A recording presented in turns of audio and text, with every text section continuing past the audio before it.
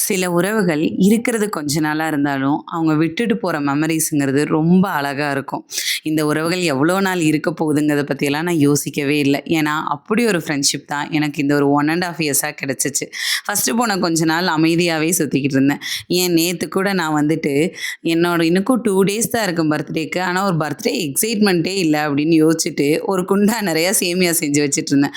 திடீர்னு பார்த்தா ஒரு பாட்டு சத்தம், கேக்கோட இல்ல என்ட்ரி ஆயிட்டாங்க. மண்டே எல்லாரும் கொஞ்சம் பிஸிங்கிறதுனால நேத்தே வந்து எனக்கு ஃபுல்லா இந்த சர்ப்ரைஸ் குடுத்துட்டாங்க.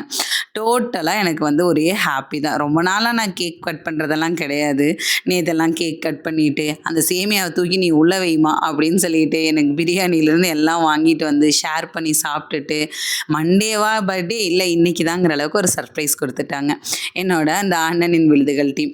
ஆக்சுவலா எப்படி ஃப்ரெண்ட் ஆனோம், எப்படிங்கிறதெல்லாம் தெரியாது. ஆனா, அவ்ளோ நல்லா ஒரு ஃப்ரெண்ட்ஷிப்பும், ஒருத்தங்களுக்கு என்ன தேவைங்கிறத பார்த்து பார்த்து செய்றதுல ஒரே ஏஜ் குரூப் கிடையாது. வேற வேற ஏஜ் குரூப் தான். ஆனா மெமரீஸும் ஒருத்தங்களுக்கு இருக்க அந்த எமோஷனல் பாண்டிங்கும் ரொம்ப அழகா இருக்கு. என்கிட்ட ஒருத்தங்க கூட சொன்னாங்க எங்கள பார்த்துட்டு. நேத்து தான் அதுவும் சொன்னாங்க. இந்த மாரி ஃப்ரெண்ட்ஷிப் எல்லாருக்கும் கிடைச்சிராது. சில பீப்பிள்க்கு மட்டும் தான் கிடைக்கும்னு. கண்டிப்பா. அத நான் கெட்டியா பிடிச்சுக்குவேன்.